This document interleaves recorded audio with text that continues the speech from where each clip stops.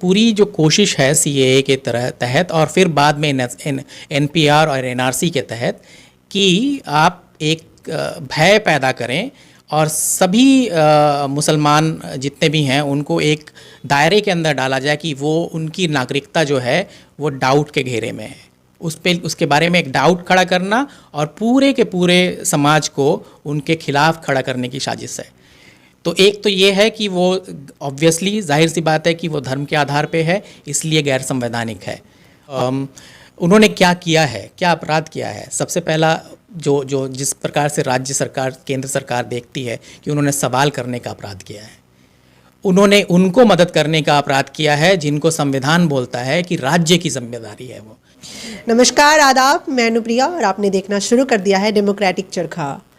Constitution day के उपलक्ष्य पे आज हम जुड़ने वाले हैं उस शख्स के साथ जो अलीगढ़ मुस्लिम यूनिवर्सिटी से वकालत की पढ़ाई उन्होंने की है और साथ ही साथ यहाँ पर वो लोगों को वकालत पढ़ाते भी हैं और एक शोधकर्ता भी हैं। हम सर के साथ जुड़ेंगे और जानेंगे उनके बारे में और कॉन्स्टिट्यूशन डे को लेकर के क्या थॉट है लोगों की, क्योंकि एक बहुत बड़ा दिन है जिसकी महत्वता शायद आज कहीं ना कहीं खो गई है। लोगों को 26 जनवरी का दिन बहुत अच्छे तरीके से याद रहता है क्योंकि इस दिन हमारा कॉन्स्टिट्यूशन लागू हुआ था, लेकिन शायद लोग आज 26 नवंबर की वो तारीख भूल गए जिस दिन आज से कई साल पहले 1949 में आज ही के दिन हमारे इंडियन असेंबली को अडॉप्टेशन मिली थी कॉन्स्टिट्यूशन की और उसके बाद इम्प्लीमेंटेशन हुआ था जो 1915 में हुआ था 26 को। चलिए हम अब सीधे सर के साथ जुड़ते हैं और जानने की कोशिश करते हैं कि कॉन्स्टिट्यूशन डे का जो महत्व है वो हमारे बिहार में, भारत में कहाँ खो गया है सर? सबसे पहले तो सबको कॉन्स्टिट्यूशन डे की बधाई। और आज का दिन बहुत ही ख़ास दिन है और आज के दिन में जो एक बात है जो कॉन्स्टिट्यूशन की बहुत ही एक कहिए तो केंद्रीय मूल्य है, जिसके बारे में मैं शुरुआत में उसके बारे में बात करूंगा, फिर धीरे धीरे हम लोग बाकी चीज़ों पे भी चर्चा करेंगे। संविधान की दृष्टि में देखेंगे कि जो हमारे आसपास हो रहा है वो कितना हद तक संविधान के मूल्यों के आधार पे हो रहा है। तो सबसे पहले तो ये कि हमारा जो संविधान है वो बात करता है स्पिरिट ऑफ इंक्वायरी की, वो बात करता है साइंटिफिक टेम्पर की, यानी कि सवाल पूछने की बात करता है।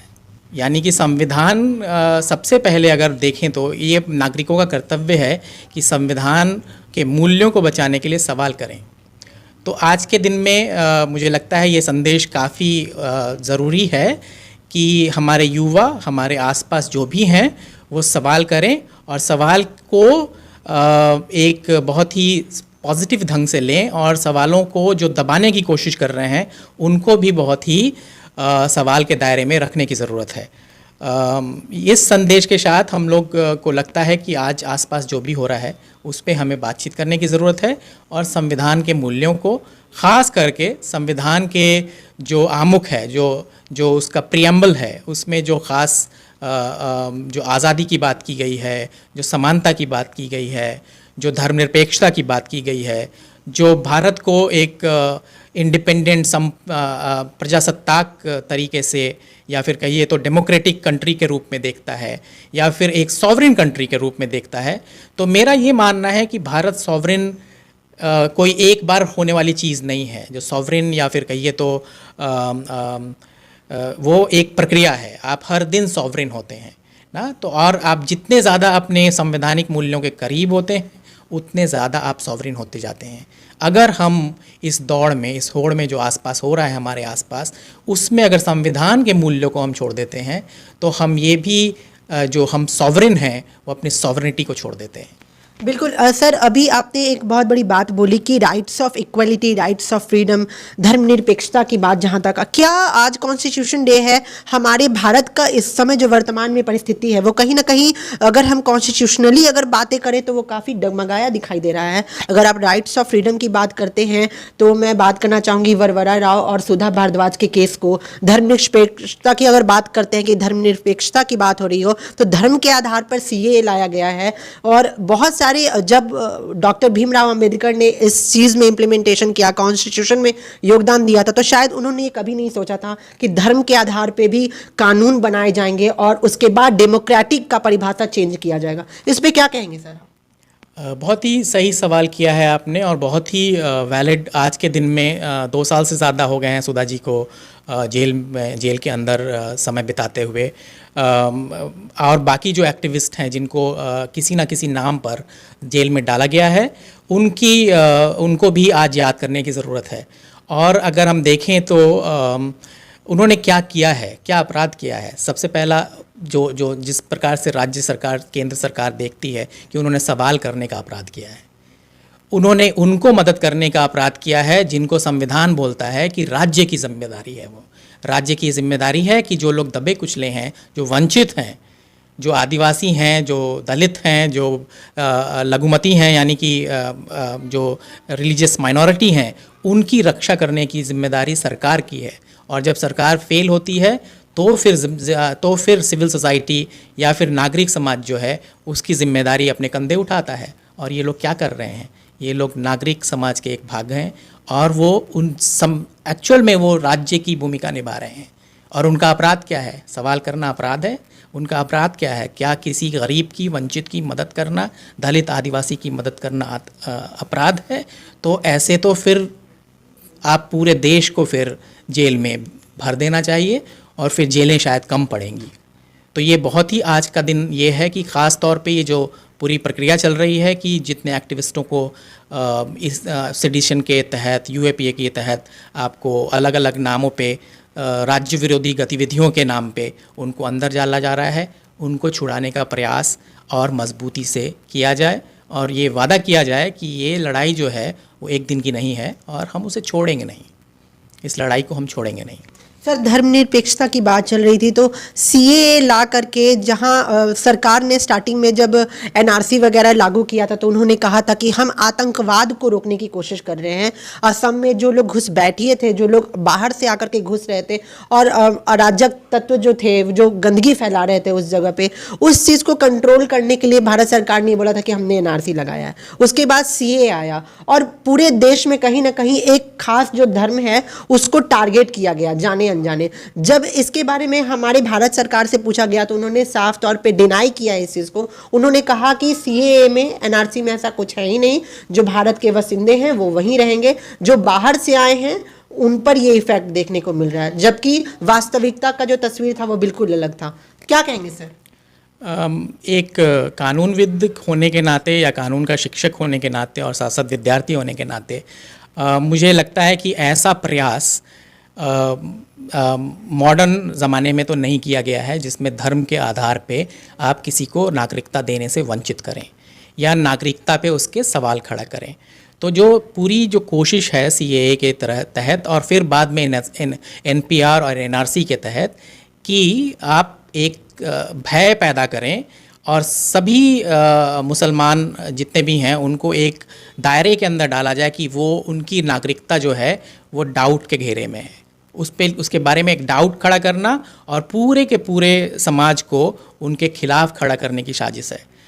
तो एक तो ये है कि वो ऑब्वियसली जाहिर सी बात है कि वो धर्म के आधार पे है, इसलिए गैर संवैधानिक है। और साथ ही साथ जिस ढंग से वो पूरी समूह की कल्पना की गई है कि क्या आधार है सिर्फ 3 देशों से नागरिकता, लोगों को नागरिकता देने के, कि क्या आधार है? कोई आधार नहीं है। कानून तो किसी ठोस आधार पे बनता है। क्या आधार है कि आप बाकी सबको नागरिकता देने के ऊपर सोच सकते हैं, लेकिन अगर वो मुसलमान है और इन 3 राज्यों से, इन 3 देशों से है, तो आप उनको, उनकी नागरिकता को कटघरे में खड़ा करते हैं। तो ये कानून मेरे हिसाब से एक संविधान के और संविधान के नाम पर और पार्लियामेंट के नाम पे दादागिरी है। बिल्कुल सर, एक बहुत बड़ा अभी ट्रेंडिंग चल रहा है। वैसे तो डॉक्टर भीमराव अंबेडकर जी ने जो कॉन्स्टिट्यूशंस डेवलप किया था वो तो है ही, लेकिन लोगों ने भी बहुत सारी चीज़ों को डेवलप कर दिया है।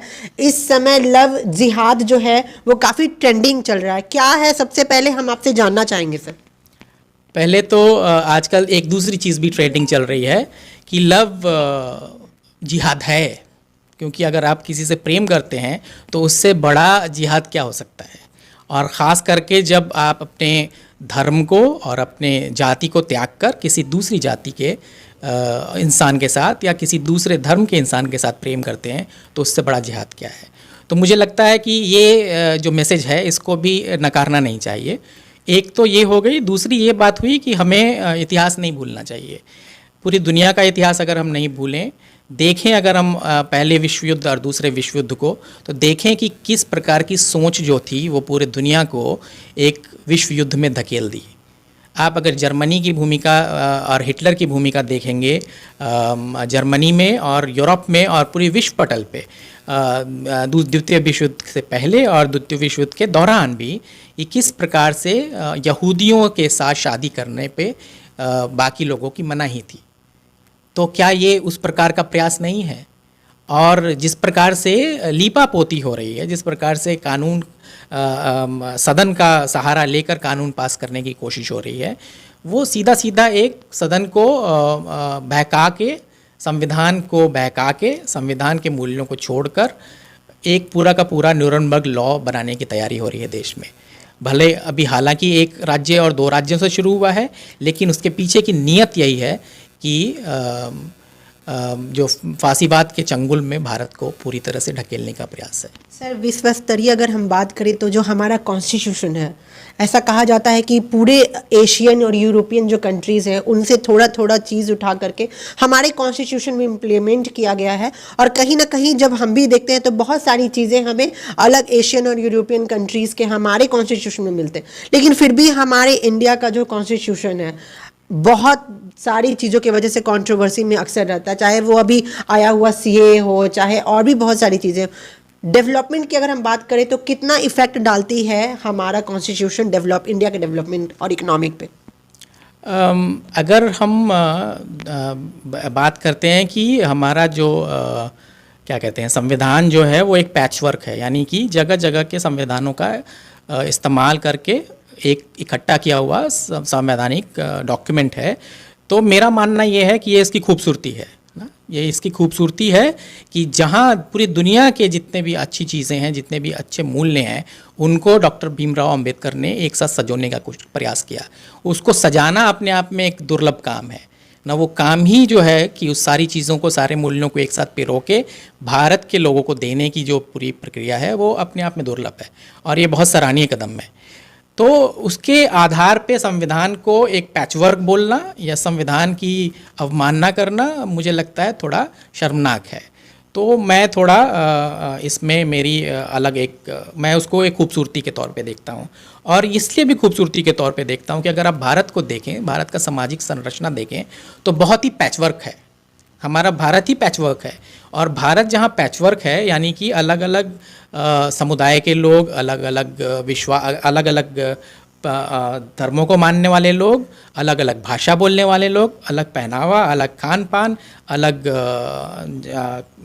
जगहों के रहने वाले लोग, सब आपको भारत में रहते हैं। तो ऐसी जगह के लिए अगर एक पैचवर्क कॉन्स्टिट्यूशन भी है तो वो मुझे लगता है बहुत ही अच्छा एक डॉक्यूमेंट है।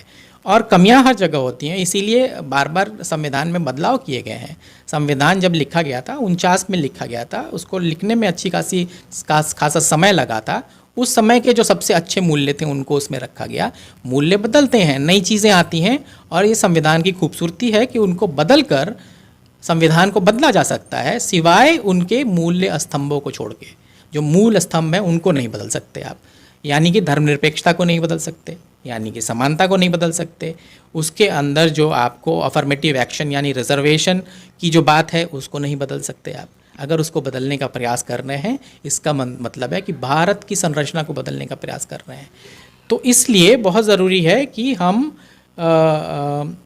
संविधान को एक तोहफा माने अपने जो स्वतंत्रता सेनानी हैं उनका, और उस समय के लोगों का, उस समय के संविधान जो बनाने वाले थे उनका, ख़ास करके डॉक्टर भीमराव अंबेडकर का, जिन्होंने एक अच्छा खूबसूरत सा बुके तैयार किया है ना। एक गुलदस्ता है जिसमें बहुत ही अलग अलग ढंग के फूल हैं, और उसका मकसद है कि लोगों को उसकी खुशबू उन तक पहुँचे।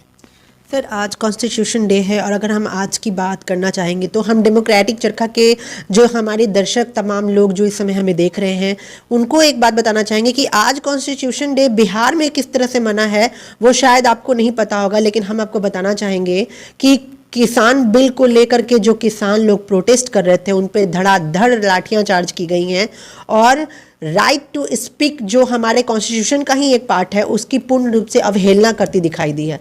सर, जहाँ डेवलपमेंट की बात होती है, जहाँ कॉन्स्टिट्यूशन राइट्स की बात होती है, तो कहीं ना कहीं आज ये कॉन्स्टिट्यूशन राइट्स कुछ लोगों के लिए ही हैं। कुछ लोग ऐसे कैटेगराइज्ड हैं या कम्युनिटी वाइज या कुछ समुदाय ऐसे हैं जो लोग मतलब कंप्लीटली इस पूरे कॉन्स्टिट्यूशनल राइट्स का फ़ायदा नहीं उठा पाते हैं या उनको वो अधिकार प्राप्त नहीं है जो आम लोगों को कॉन्स्टिट्यूशनल राइट्स।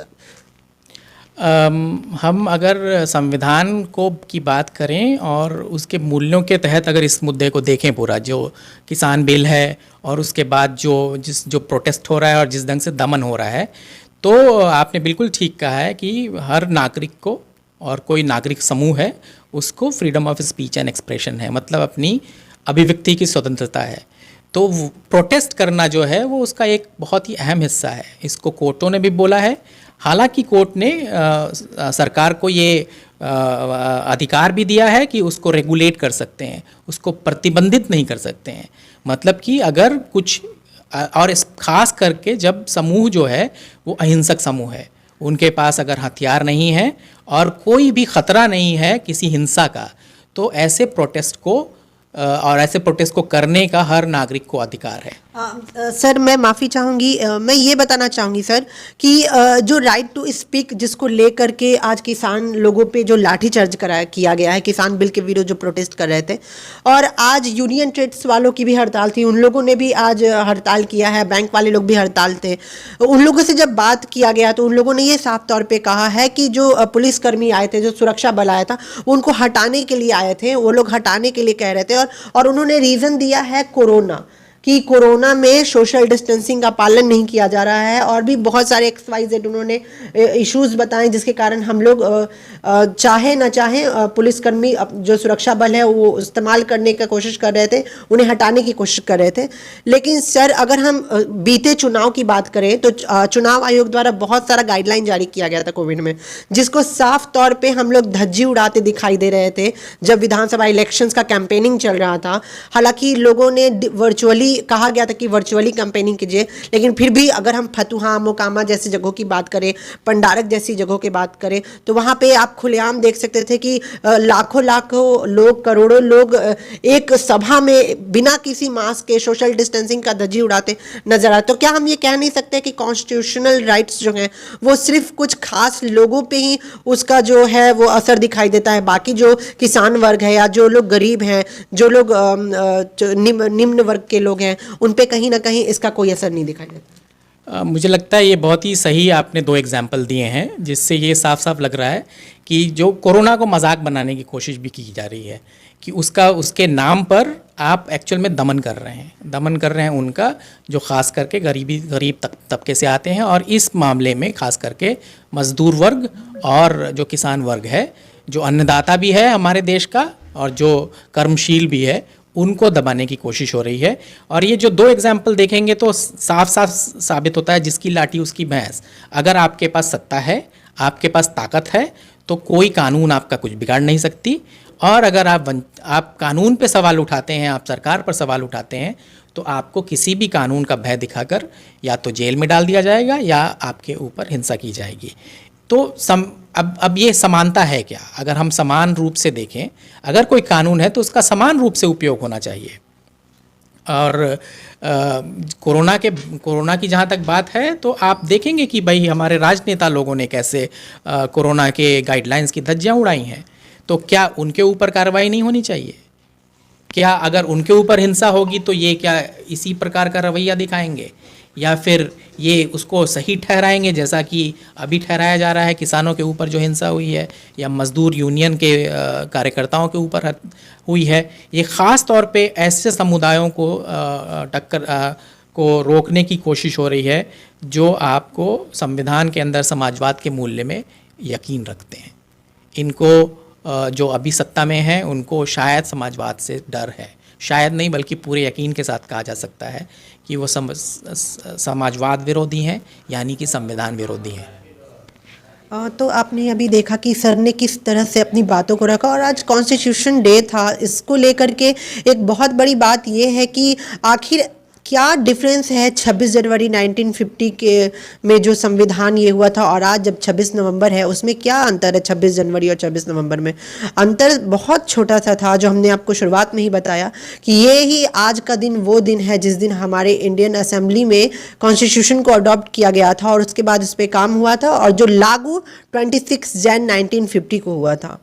अभी हमारे साथ थे नदीम सर, जिन्होंने बहुत सारी बातें कही अपनी बातों के माध्यम से। हमारी जो ऑडियंस है, हमारे जो व्यूअर्स हैं जो अभी देख रहे हैं हमें, कहीं ना कहीं हम लोगों ने उन्हें साफ अंतर दिखाया कि इस कॉन्स्टिट्यूशन डे पे कितना लंबा अंतर दिखाई दे रहा है। अगर हम बात करते हैं 1950 की और अभी 2020 चल रहा है, संविधान और कॉन्स्टिट्यूशन के नाम पे जो नए नए कानून लाए जा रहे हैं, धर्मनिरपेक्षता को भुला करके जो नए नए कानून लाए जा रहे हैं, जो किसान, जो निम्न वर्ग के लोग हैं उनके लिए कुछ कानून है, उनके लिए कॉन्स्टिट्यूशनल राइट्स कुछ हैं, जो बड़े लोग हैं जैसा सर ने भी बताया था हमें आज कि जिनकी लाठी उनका हक, वही वाली बात हो जाती है। तो कहीं ना कहीं इन सारी चीज़ों को देखने के बाद हम यही कहते हैं कि कॉन्स्टिट्यूशन डे भले ही आ जाए, लेकिन शायद कॉन्स्टिट्यूशन डे उस दिन सेलिब्रेट होगा जब सारे लोग एक हो जाएंगे और कॉन्स्टिट्यूशन का जो वैल्यूज़ है वो सबके लिए इक्वल होगा।